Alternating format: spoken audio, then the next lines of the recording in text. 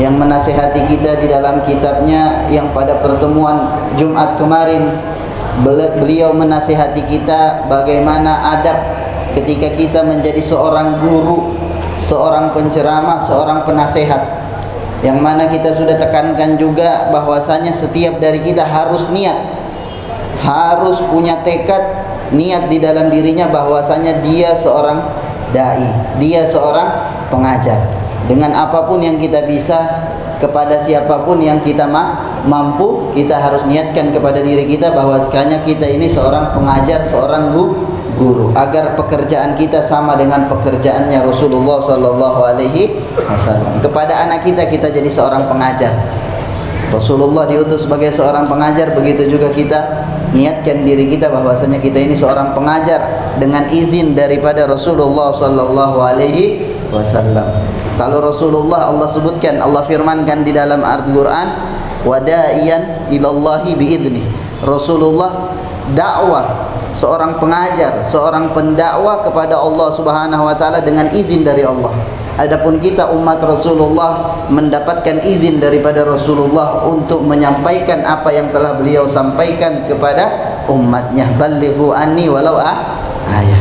Jadi kita harus tekadkan. Kemudian sekarang Imam Ghazali akan menasihati kita bagaimana ketika kita menjadi seorang murid, bagaimana adab kita ketika kita jadi seorang murid. Ini juga harus kita tekadkan diri kita bahwasanya ketika kita hadir majlis, ketika kita hadir tempat-tempat berilmu, kita niatkan kita menuntut ilmu sampai kita meninggal. Ketika kenapa? Karena kalau kita niat, kalau kita menuntut ilmu sampai kita meninggal, kapan ada tempat ilmu kita bisa hadir kalau kita mampu? Kita niatkan kita jadi penuntut ilmu. Kalau kita meninggal, suatu saat kita mendapatkan kemuliaan meninggal dalam keadaan menuntut ilmu. Man mata fi talabil ilmi laisa bainahu wa bainal anbiya illa darajah wahid. Barang siapa meninggal dalam keadaan menuntut ilmu, tidak ada antara dia dengan para nabi kecuali satu derajat. Ini kemuliaan yang Allah berikan. Makanya para ulama, guru-guru kami, walaupun kami lihat mereka sudah tinggi keilmuannya, tapi mereka tetap ada waktu mereka mengambil buku, mereka baca kepada ulama yang lebih senior daripada mereka. Mereka baca buku, baca kitab kepada ulama lebih senior. Kenapa? Beliau selalu tekankan, mereka selalu menekankan di dalam diri mereka, mereka masih seorang santri, seorang penuntut ilmu, seorang pencari ilmu agamanya Allah Subhanahu wa taala. Agar apa? Agar mereka meninggal, mereka mendapatkan kemuliaan tadi. Barang siapa meninggal dalam keadaan menuntut ilmu, tidak ada antara dia dengan para nabi kecuali satu derajat. Jadi kita niatkan juga kita bahwasanya kita ini akan menuntut ilmu agama ini sampai hari akhir hayat kita. Juga kita tekankan di dalam diri kita bahwasanya kita ini niat untuk menghafalkan Al-Qur'an, kitabullah Subhanahu wa taala. Tekankan dalam diri kita bahwasanya kita akan menghafal Al-Qur'an. Kapan kita punya waktu, hafal satu ayat, hafal dua ayat. Mulai daripada yang ayat-ayat yang pendek, mulai daripada surat-surat yang pendek. Karena di dalam hadis lagi, ada riwayat yang mengatakan barang siapa meninggal dalam keadaan masih menghafal Al-Qur'an, nanti di kuburnya Allah utus malaikat yang mengajarkan, menghafalkan kepada dia Al-Qur'an sehingga dibangkitkan nanti di hari kiamat dalam keadaan menghafal Al-Qur'an. Ini yang disebutkan para ulama di dalam kitab mereka. Jadi seperti itu, niatkan di dalam diri kita untuk menghafal Al-Qur'an, menghafal kitabullah, untuk mencari kemuliaan-kemuliaan yang seperti itu. Jadi seperti itu Imam Ghazali mengatakan, kalau kita seorang murid, kalau kita seorang penuntut ilmu, mencari ilmu, mencari ilmu agamanya Allah Subhanahu wa taala, kita niatkan di dalam diri kita. Kita pakai adab-adab sebagai seorang penuntut ilmu. Fa adabul muta'allim ma'al alim, kata beliau, ayyabda bit-tahiyyati wassalam. Fa adabul muta'allim, adab seorang murid, ajarkan anak-anak kita, mereka jadi murid bagi orang tua. Nanti juga akan beliau Imam Ghazali jelaskan bagaimana adab seorang anak kepada orang tua, adab seorang tua kepada anak. Kewajiban orang anak kepada orang tua dan kewajiban orang tua kepada anak. Beliau akan jelaskan sendiri. Jadi beliau di sini beliau mengatakan adabul muta'allim, adab seorang pelajar kepada gurunya, an yabda'u bitahiyyah wassalam, memulai dengan tahiyah, memulai dengan ucapan salam ketika bertemu para ulama, para guru kita. Ketika kita bertemu para guru kita, kita yang mulai dengan ucapan salam. Assalamualaikum warahmatullahi wabarakatuh. Ucapkan salam, kita mulai. Dan ini salam bukan kepada sesama muslim. Kita harus tekankan diri kita untuk saling salam. Ucapkan salam. Ketemu muslim, assalamualaikum. Ketemu muslim, assalamualaikum. Jangan kita menjadi yang dikategorikan nanti di akhir zaman, kata Rasulullah. Di akhir zaman orang-orang hanya mengucapkan salam kepada yang mereka kenal saja. Tidak. Kita penuhkan salam, assalamualaikum, assalamualaikum. Itu doa keselamatan. Kita penuhkan kampung kita, lingkungan kita dengan ucapan keselamatan. Jadi para sahabat begitu tahu pentingnya ini salam. Para sahabat Rasulullah begitu tahu pentingnya salam. Apalagi salam itu datang dari Rasulullah sallallahu alaihi wasallam. Jadi saking pentingnya ini ucapan salam, dan apalagi datang dari lisannya Rasulullah. Mereka ketika Rasulullah datang ke rumahnya sahabat untuk bertamu. Rasulullah, kebiasaan Rasulullah kalau bertamu ucapkan salam 3 kali. Kalau tidak dijawab, Rasulullah pulang. Jadi kebiasaan Rasulullah, mereka sudah tahu ucapkan salam 3 kali. Jadi kalau Rasulullah datang ke rumah mereka, Rasulullah ketok pintu sampai assalamualaikum. Mereka dengar, tapi mereka ingin mendengarkan, mendapatkan doa salam dari Rasulullah. Jadi mereka jawab dengan pelan, waalaikumsalam. Sampai yang ketiga baru mereka jawab dengan yang keras.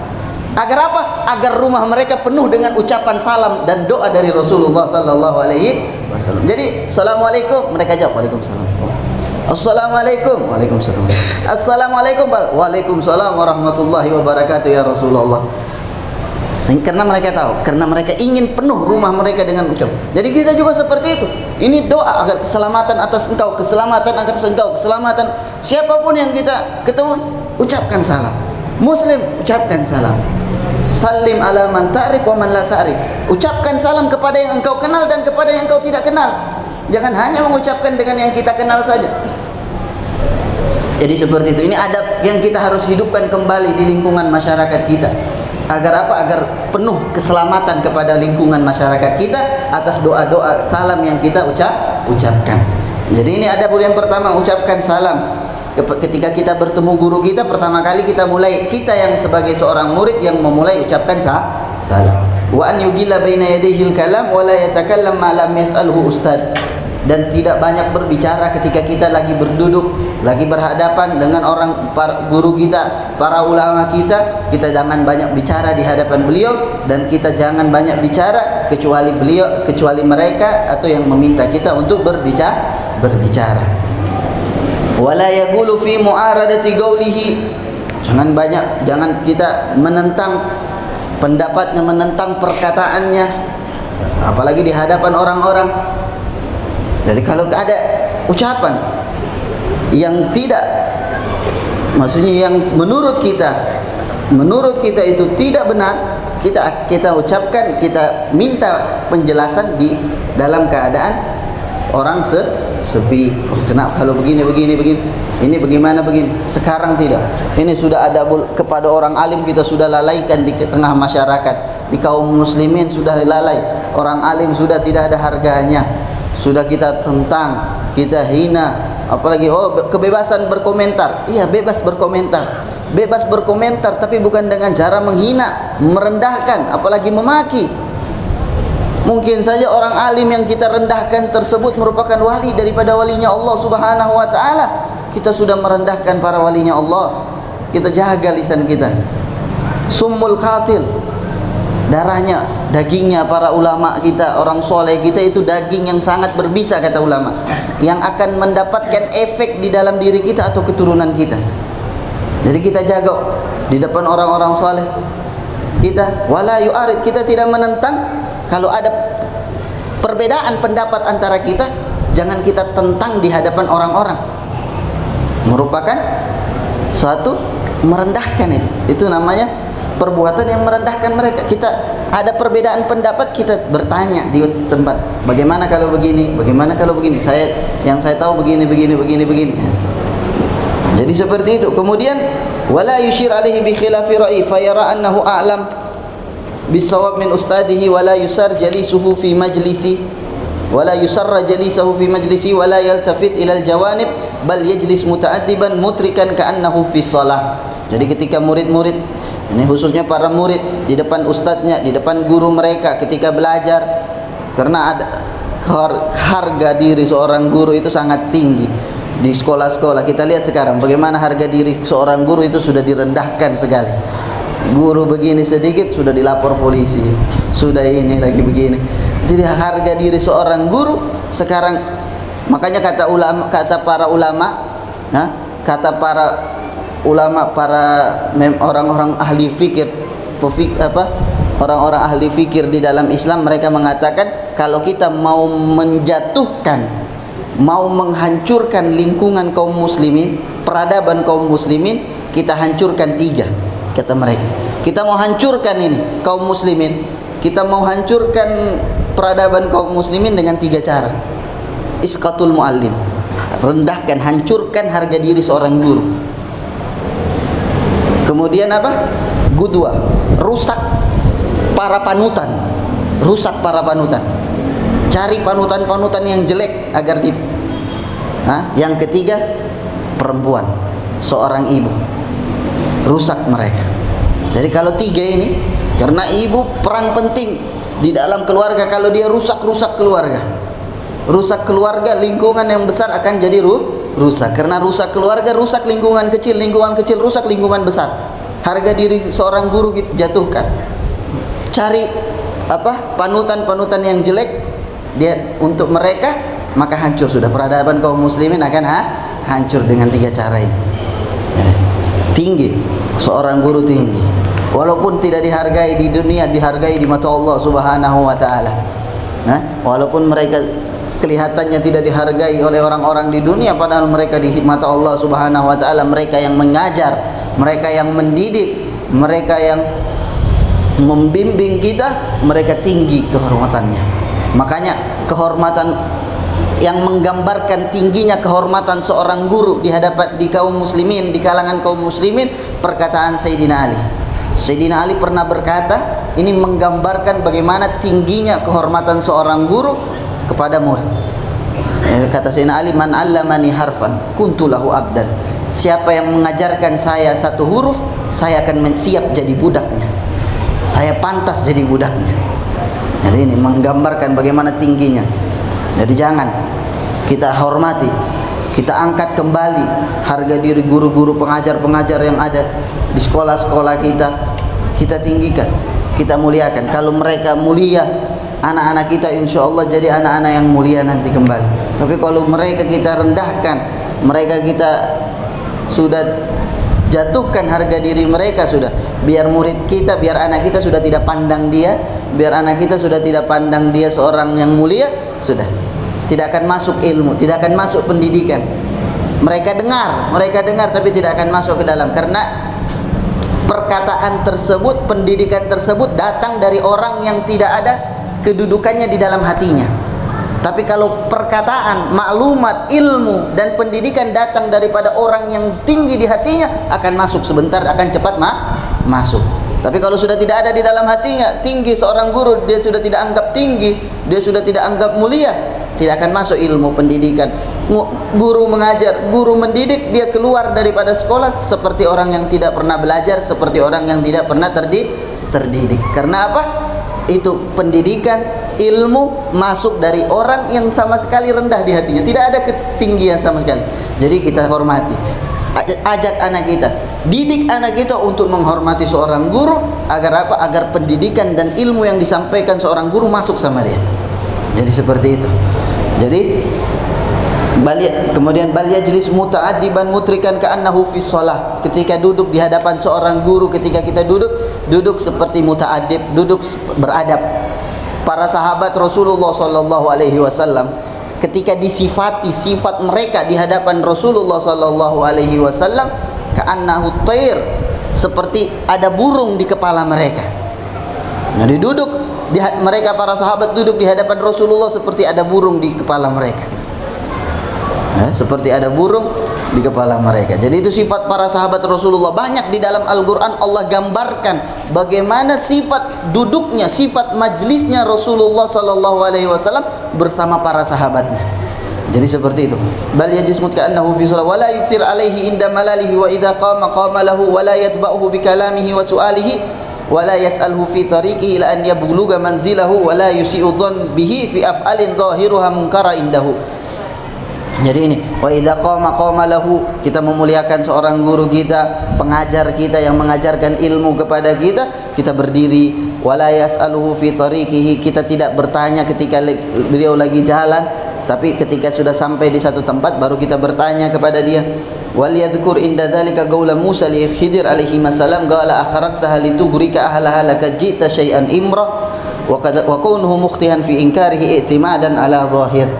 Jadi kemudian kadang kita melihat dari seorang guru, dari seorang pengajar, perilaku yang kelihatannya menurut kita itu tidak benar, jangan langsung kita i'tiqad, jangan langsung kita intigat, jangan langsung kita jatuhkan, tapi kita tanya hikmah dari perbuatan tersebut. Apakah dilakukan itu dengan sengaja ataukah dilakukan itu dengan hikmah tersendiri?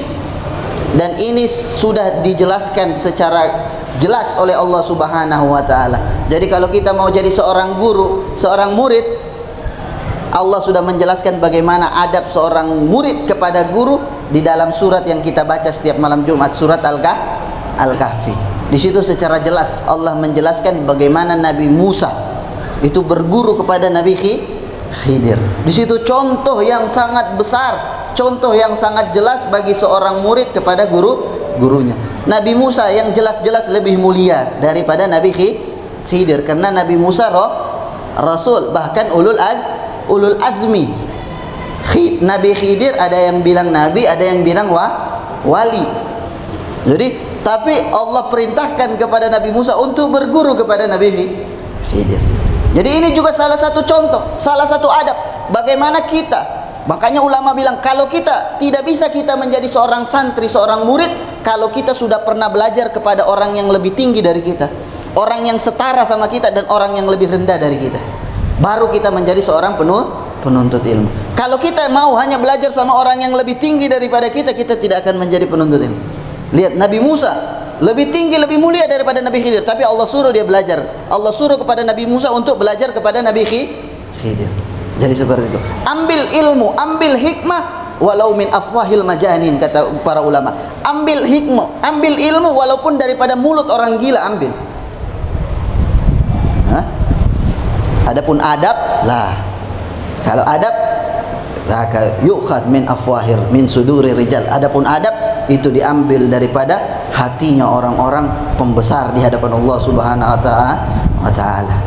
Ilmu ambil, silahkan, tidak ada yang larang. Ente berguru ke sini, ente ambil di sana, ente ambil. Tapi adab ambil sama orang-orang yang dimulia di sisi Allah Subhanahu wa taala. Pendidikan, tarbiyah ambil sama mereka. Rasulullah mengirim sahabatnya untuk belajar bahasa Ibrani, bahasa Israel. Rasulullah bahasa Yahudi. Rasulullah mengirim sahabatnya untuk belajar bahasa Nasara, bahasa Persia. Sayyidina Zaid Rasulullah kirim untuk belajar ini, tapi niatnya untuk menghidupkan, niatnya untuk khidmah kepada kaum muslimin, untuk mengajarkan ilmunya kepada kaum muslimin. Belajar di sini, belajar di sana.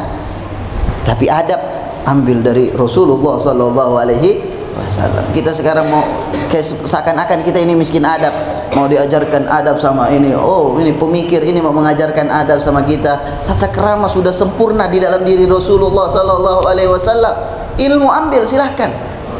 Tapi adab jangan kita ambil kecuali dari orang-orang yang terpercaya, orang-orang yang benar-benar mulia di mata Allah Subhanahu wa taala. Jadi seperti itu. Jadi itu contoh sangat jelas, dan panjang cerita Nabi Khidir dan Nabi Musa itu semuanya adab. Bagaimana adab seorang murid kepada seorang guru. Tadi salah satu daripada adab tersebut. Jadi insyaallah. Jadi ini adab-adab yang kita praktekkan kepada ulama-ulama kita, kepada guru-guru kita di sekolah kita, di universitas kita, diajar kepada guru-guru kita di sekolah, di pondok pesantren, di madrasah-madrasah kita ajarkan, kita terapkan adab-adab tersebut.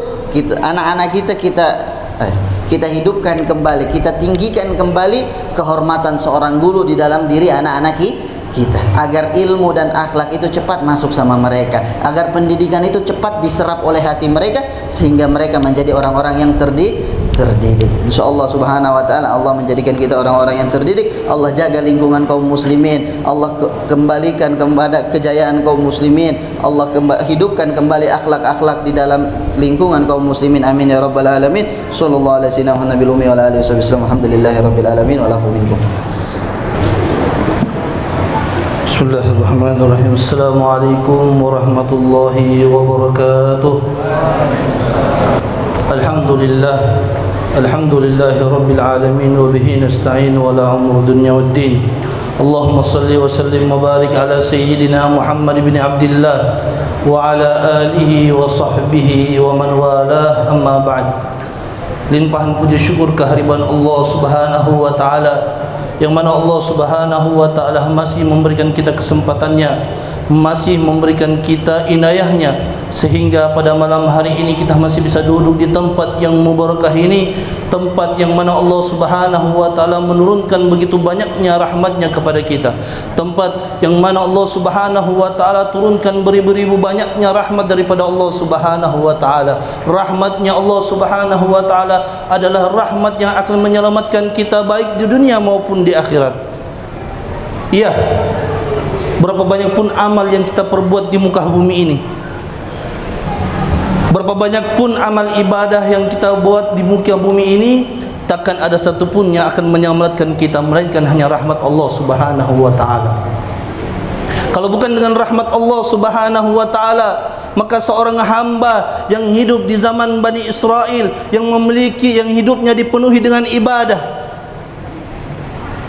dari awal ia dilahirkan hingga ketika dia balik sampai dia meninggal dunia, tidak ada yang ia lakukan melainkan beribadah kepada Allah subhanahu wa ta'ala. Ketika dia dihisab di hadapan Allah subhanahu wa ta'ala, maka para malaikat pun membawa amal ibadah yang begitu banyak, sehingga para malaikat itu membangga-banggakan hamba tersebut dengan begitu banyaknya amal ibadah yang ia lakukan di muka bumi, dibawa di hadapan Allah subhanahu wa ta'ala. Akan tetapi ketika dihisab, maka Allah subhanahu wa ta'ala pun berfirman kepada para malaikatnya, udkhuluhul jannati birahmati, maka masukkan dia ke surgaku dengan rahmatku.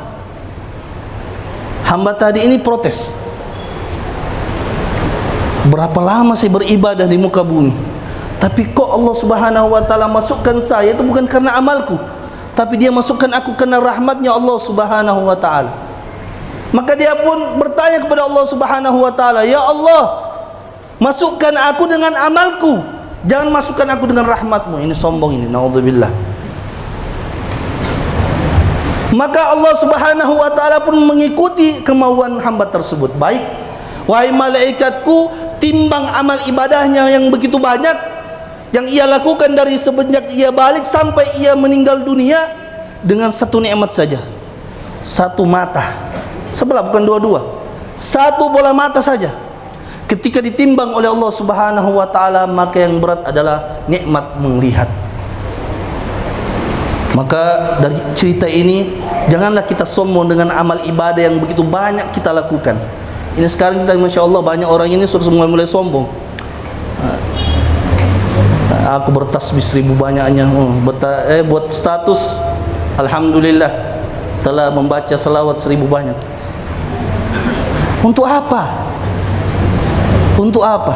Biar Allah subhanahu wa ta'ala yang akan memberikan balasannya. Jangan kita harapkan untuk diberi pujian daripada makhluk Allah subhanahu wa ta'ala. Hadirin yang dimuliakan oleh Allah subhanahu wa ta'ala, salawat serta salam tak lupa pula kita curahkan atas junjungan kita Nabi besar Muhammad sallallahu alaihi wasallam beserta keluarga, sahabat dan pengikutnya hingga akhir zaman. Amin amin ya rabbal alamin. Alhamdulillah, kita bersyukur kepada Allah subhanahu wa ta'ala, yang mana Allah subhanahu wa ta'ala masih memberikan kita kesempatan untuk hadir di majlis ini, untuk mendengarkan ilmu-ilmu yang para guru-guru kita telah memberikan kepada kita. Mudah-mudahan Allah subhanahu wa ta'ala memberkahi ilmu tersebut, sehingga Allah subhanahu wa ta'ala menyelamatkan kita di dunia maupun di akhirat kelak. Dikisahkan seorang nabi yang hidup di zaman Bani Israel yang bernama Nabi Jarjis. Ini salah satu nabi yang hidup pada zaman Bani Israel. Di zamannya itu ada seorang raja yang sangat buruk dalam kerajaannya, sangat jelek terhadap pengikut-pengikutnya. Istilahnya raja zalim. Ketika karena kezalimannya, maka Allah Subhanahu wa taala pun menahan hujan selama 3 hari. Hujan tidak diturunkan, tanaman tak ditumbuhkan. Maka raja ini adalah salah satu orang yang cerdas. Dia pun mendatangi Nabi Jarjis tersebut. Ketika dia datangi Nabi tersebut dan dia katakan, "Wahai Jarjis, saya ada surat untuk Tuhanmu. Apakah itu? Katakan kepada Tuhanmu, kalau Tuhanmu tidak menurunkan hujan kepada kami, maka aku akan menyiksa ia." Nabi Jarjis kaget. Beraninya, kalau mungkin pengikutnya dia siksa aman-aman saja, Allah Subhanahu wa taala mau disiksa. Bergetar ini Nabi Jarjis ini, membawa surat daripada Malik raja tersebut. Ketika dia masuk di tempat peribadatannya, tidak berani berbicara, takut. Sehingga malaikat Jibril pun datang dan meminta surat tersebut.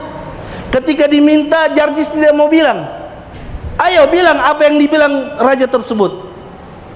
Nabi Jarjis katakan, "Wahai malaikat Jibril, saya takut. Ketika saya katakan, maka Allah Subhanahu wa taala akan murka." Maka malaikat Jibril, "Katakan saja, ini sudah perintah daripada Allah Subhanahu wa taala." Maka dia katakan, "Wahai Jibril, ada surat daripada raja itu mengatakan kalau seandainya Allah Subhanahu wa taala tidak turunkan hujan selama 3 hari, maka ia akan menyiksa Allah Subhanahu wa taala." Maka malaikat Jibril pun bertanya kembali, "Wahai Jarjis, tanyakan kembali kepada raja tersebut dengan cara bagaimana dia akan menyiksa Allah Subhanahu wa taala." Maka bawalah pesan tersebut itu kepada raja tersebut, menanyakan bagaimana caranya engkau mau menyiksa Allah Subhanahu wa taala. Maka raja tersebut berkata, "Aku ini tidak bisa menyiksa Allah Subhanahu wa taala karena dia adalah Maha yang kuat." Ini orang kafir tapi tahu Allah itu bagaimana. "Aku tidak bisa menyiksa dia karena dia adalah Maha kuat, tapi aku akan siksa dia dengan cara aku menyiksa orang-orang yang ia cintai. Aku siksa Allah Subhanahu wa taala dengan cara aku menyiksa para ulamanya." Seketika itulah Allah Subhanahu wa taala pun menurunkan, maka dibawalah tadi pesan kepada malaikat Jibril bahwasanya raja tersebut akan menyiksa Allah Subhanahu wa taala dengan cara ia akan menyiksa para pencintanya, dengan cara menyiksa orang-orang solehnya. Maka seketika itulah Allah Subhanahu wa taala turunkan hujan selama 3 hari, turun terus menerus tanpa berhenti. Sampai-sampai dikatakan dalam riwayat, dalam cerita tersebut, gurun Sahara itu penuh banjir. 3 hari 3 malam non-stop itu hujan. Karena kenapa? Karena Allah Subhanahu wa taala tidak mau orang-orang yang ia cintai, hamba-hambanya yang ia cintai disiksa oleh orang-orang lain. Maka selama 3 hari pun banjir, tumbuhan penuh. Ketika sudah banjir, maka raja tersebut datang kembali kepada Jarjis. Dan Jarjis dalam keadaan beribadah kepada Allah Subhanahu wa taala. Ketika ia datang, maka Jarjis pun berkata, "Aduh, datang lagi. Jangan kau datang lagi, kau buat saya tersengsara dengan apa yang kau sampaikan." Maka apa dengan raja tersebut? "Wahai Jarjis, saya datang ini bukan untuk menyampaikan hal yang kau tidak sukai. Wahai Jarjis, aku datang kemari untuk mengucapkan asyhadu alla ilaha illallah. Aku beriman kepada Allah Subhanahu wa taala." Ternyata raja ini pintar, mendapatkan suatu riwayat bahwasanya Allah itu memiliki kekasih di muka bumi, yaitu orang-orang yang ia cintai. Dengan bukti dia betul-betul riwayat ini betul, maka ia buktikan dengan cara seperti ini dan betul terjadi, sehingga ia mendapatkan keimanan yang kuat, sehingga dia menjadi termasuk daripada ulamanya daripada Bani Israel di zaman tersebut. Hadirin yang dimuliakan oleh Allah Subhanahu wa taala, tadi kita sudah dengarkan bagaimana Al-Imam Ghazali memerintahkan kita untuk menghormati guru-guru kita, untuk menyayangi orang-orang soleh. Oleh karena jangan sampai kita ada sedikit pun benci terhadap para ulama. Tapi yang dikatakan di sini adalah ulama akhirah, ulama akhirah, bukan ulama su. Sudah jelas ulama su itu sudah jelas bagaimana. Al-Habib Muhammad bin Abu Bakar Al-Hamid pernah ditanya, kami pernah bertanya, Wahai Habib, bagaimana kita bisa tahu ini ulama su atau ulama akhirah? Sedangkan sekarang ini banyak ulama. Banyak ulama, ada yang pintar bahasa semut. Banyak ulama, bagaimana kita mau bedakan antara ulama yang betul sama yang tidak benar, wahai Habib? Maka Habib Muhammad pun berkata, al ulamaul akhirah inda ra'aital wajhu tadhkurunallah. Ulama akhirat, ulama yang baik itu, yang benar adalah ketika engkau melihat wajahnya, maka engkau langsung akan mengingat Allah Subhanahu wa taala. Seketika hati kita akan adem ketika mengingat Allah, melihat wajahnya. Langsung kita mengingat Allah Subhanahu wa taala. Adapun ulama su, inda ra'aita wajhu ka'annahu syaitan. Nabi Muhammad mengatakan, kalau kau melihat ulama su, ketika kau lihat wajahnya seakan-akan kau itu takut, seakan-akan dia sudah syaitan. Inilah ulama su. Nabi Muhammad sudah peringatkan kepada kita, ini tanda-tandanya. Makanya mari kita sering-sering hadir, sering kita lihat ulama-ulama kita, sering kita lihat wajah-wajah guru kita, sehingga kita selalu mendapatkan rahmat daripada Allah Subhanahu wa taala. Bahkan para ulama mengatakan salah satu obat mata itu melihat para ulama. Kalau ada yang penyakit mata merah-merah biasanya, ataupun apa bintik-bintik, salah satu obatnya itu melihat ulama. Ada yang juga melihat Ka'bah, melihat yang kehijau-hijauan. Nah, salah satunya melihat ulama. Makanya ada seorang murid itu ketika depan gurunya dia kedip-kedip. Ditanya sama gurunya, kenapa kau? Wahai guruku, saya ingin tambah banyak pahala. Kenapa? Supaya saya dapat lihat guru itu, supaya dapat pahala. Nah, itu faedahnya. Tapi jangan juga di sini kita kedip, bahaya nanti. Jadi kira yang lain. Allahumma shalli ala sayyidina Muhammad. Jadi mari kita cinta terhadap ulama-ulama kita. Mari kita sayangi ulama-ulama kita. Mari kita semakin dekat dengan para ulama kita. Karena dalam hadis peringatan daripada Allah Subhanahu wa taala itu sangat berat, sangat keras. Man adali waliyan fakunta lahu hariban. Barang siapa yang membenci ataupun menyiksa para ulamaku, maka siap-siap aku akan memerangi dia. Naudzubillah min dzalik. Mudah-mudahan kita tidak termasuk daripada golongan orang-orang yang membenci para ulama. Mudah-mudahan kita selalu mendapatkan rahmat Allah oleh Allah Subhanahu wa taala di dunia maupun di akhirat kelak. Amin amin ya rabbal alamin. Mungkin ini dapat saya sampaikan, lebih dan kurangnya mohon dimaafkan. Wabillahi taufik wal hidayah. Wassalamualaikum warahmatullahi wabarakatuh.